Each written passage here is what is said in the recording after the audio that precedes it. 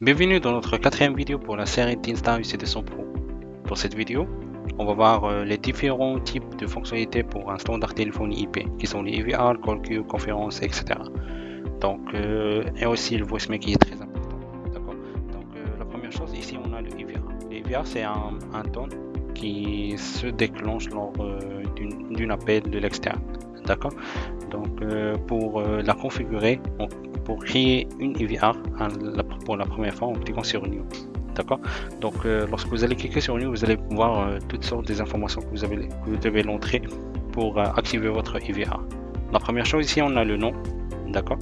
La statut, c'est active ou bien désactive. D'accord. Ici, on lui donne EVR 1, par exemple, quelque chose comme ça. Donc, on a les greeting tone, menu tone. Si vous voulez voir un menu qui va être déclenché lors de l'appel. D'accord. Par exemple, parce que lorsque vous allez activer cette tone, menu tone, vous devez ajouter quelques informations ici. Par exemple, si par exemple lors de l'appel, le client final va entendre par exemple si vous voulez appeler la personne concernée de la partie sales, cliquez sur 0 par exemple, ou bien cliquez sur 1. D'accord. Après ça, donc on a le report loops, ça veut dire combien il va se répéter cette loop. D'accord. Ici on va utiliser juste le greeting tone avec le menu tone, ou bien juste le menu tone. D'accord. D'accord. Après ça, le span time out, c'est-à-dire combien cette EVR va durer. Il va durer par exemple 10 secondes, il y en a les span time, etc. Donc pour ajouter par exemple des menus lors de l'appel, par exemple ici en cliquant sur plus, vous allez voir quel digit on va utiliser, soit 1, 2, 3, 4, 5, 6, 0, 9, etc.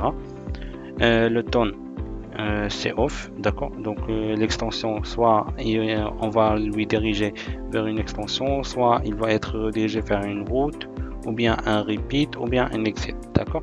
Donc ça dépend de la fonctionnalité que vous voulez utiliser, par exemple. Ça dépend de la fonctionnalité que vous voulez utiliser, d'accord. Donc passons vers le call queue. Si on clique sur save, automatiquement l'EVR va être ajouté. D'accord. En cliquant sur apply, il va automatiquement être appliqué. Donc pas de souci ici. Donc juste après, on a le call queue. La même chose, on part vers setting sur new et on entre les informations nécessaires. Ici, c'est les agents setting. Quels sont les agents qui vont entrer dans cette call queue? D'accord. On a après le conférence. On a le conférence. On a aussi le voicemail, d'accord. Donc la partie de voicemail, c'est par défaut, donc automatiquement, mais ça dépend de la configuration que vous voulez utiliser. Ici, si vous avez des messages de voicemail, vous allez le voir ici automatiquement, d'accord. On a d'autres fonctionnalités que vous pouvez les voir juste après, d'accord. Donc ici, je pense que c'est tout pour cette vidéo là. Donc dans cette vidéo, on a juste vu quelques informations sur la partie de fonctionnalité des IPv6, les avantages, par exemple les EVR, les call queue, les conférences et les voicemail.